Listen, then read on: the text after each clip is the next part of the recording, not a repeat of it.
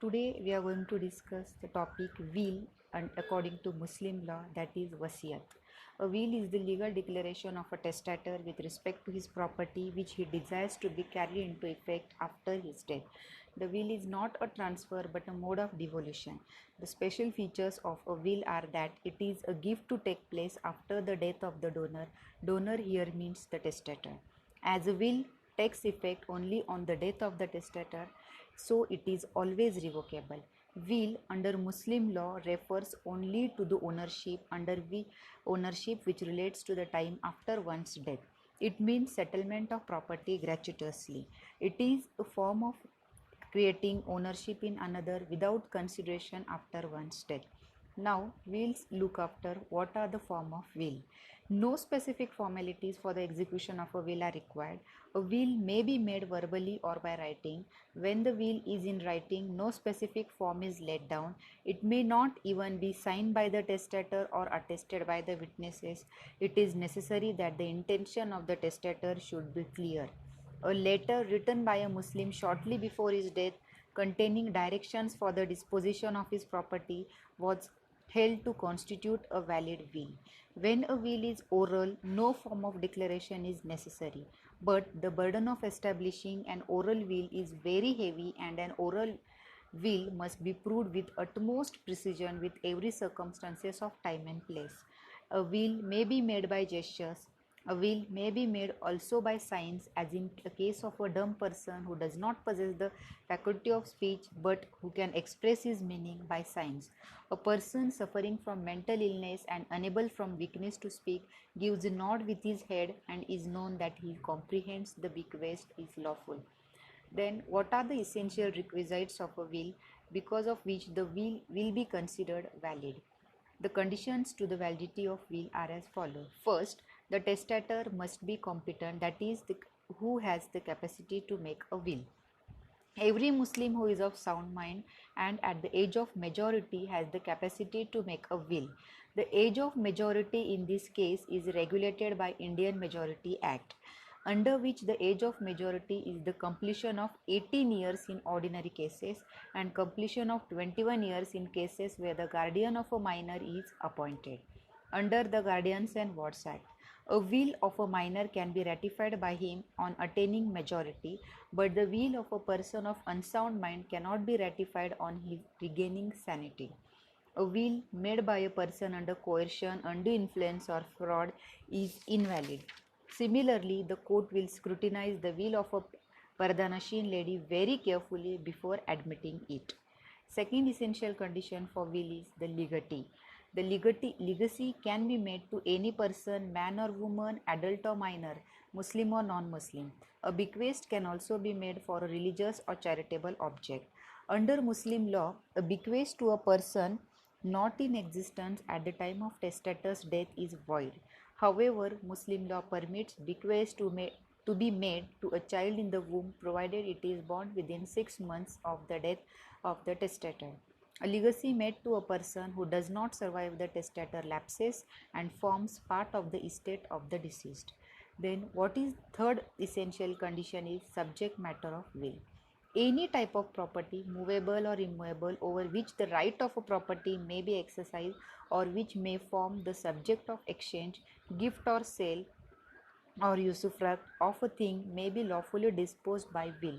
It is not necessary that the subject matter of the will should be in existence when the will is made. It is sufficient if it is in existence at the time of the testator's death.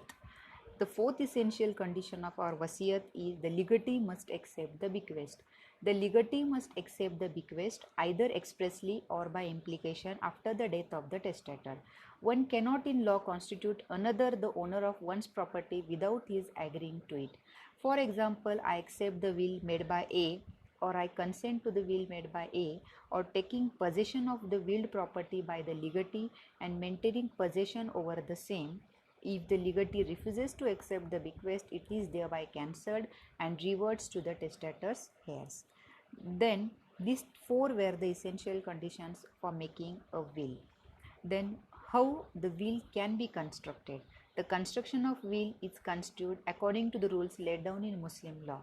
The language used by the testator and the surrounding circumstances is to be considered.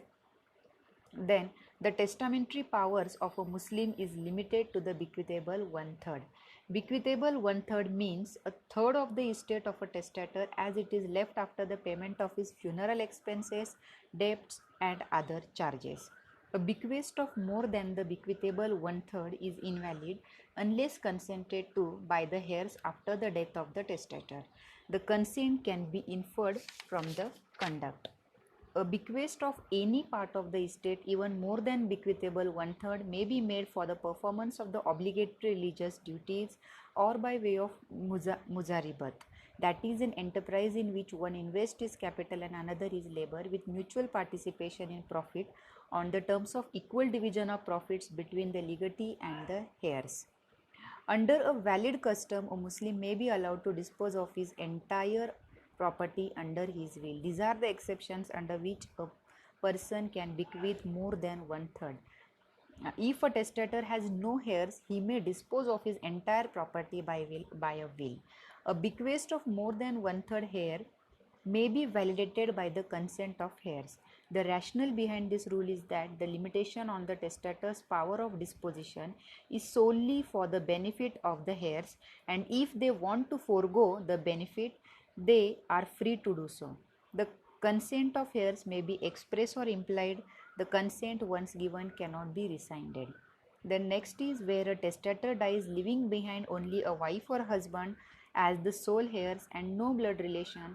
Then if the testator is he can bequeath 5/6 of his estate, and if the testator is a female, she can bequeath one half of her properties to her husband. Last is, if a Muslim had married or got his marriage registered under the Special Marriage Act 1954, then the Muslim law of succession does not apply to him. He is governed by the Succession Act of 1925, and therefore he can bequeath his entire property by a will. Then there is concept like conditional bequest. What is conditional bequest? A will made subject to certain condition is called conditional bequest. A bequest with a condition which derogates from the completeness of the grant takes effect as if no condition was attached to it, for the condition is void. The condition so attached need not be fulfilled, and the legatee gets absolute unconditional interest in the property bequeathed to him. For example, A makes a will of certain property to B. It is provided by the will deed that B shall not sell the property.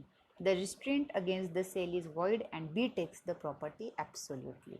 Then our next is how the will can be revoked.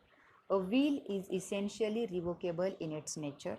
It may be revoked at any time, even during the last illness of the testator. Similarly, a testator is also free to make any addition to his will. Then there is express revocation. If a testator makes a bequest of some property to a person and by a subsequent will he bequests the same property to another person, the first bequest is revoked. A will may be expressly revoked by tearing it off or by burning it. Then implied revocation, any act inconsistent with the bequest will go to revoke the will. Thus, an act which results in the extinction of the subject matter of the bequest or extinction of the proprietary rights of the testator will impliedly revoke the will. For example, bequest of a plot of land is revoked when the testator builds a house on it, or bequest of a house is revoked when the testator sells or makes a gift of it to another. Then there is essential condition. There is one more condition in this, that is marzul maut, that is called death illness. Marzul maut, gift of Muslim law, derive their rules from two branches of Muslim law, the law of gifts and the law of wills. A gift to be valid as a marzul maut gift must be made during illness. A gift must be deemed to be made during marzul maut if it was made under pressure of the sense of imminence of death.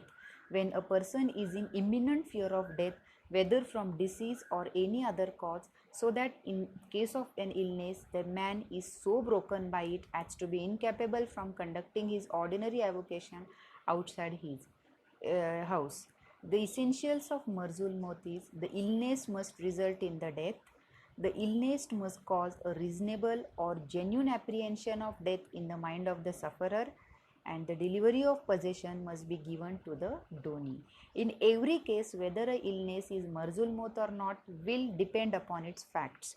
It is an essential condition that the donor must die of the illness from which he was suffering at the time when he made the gift.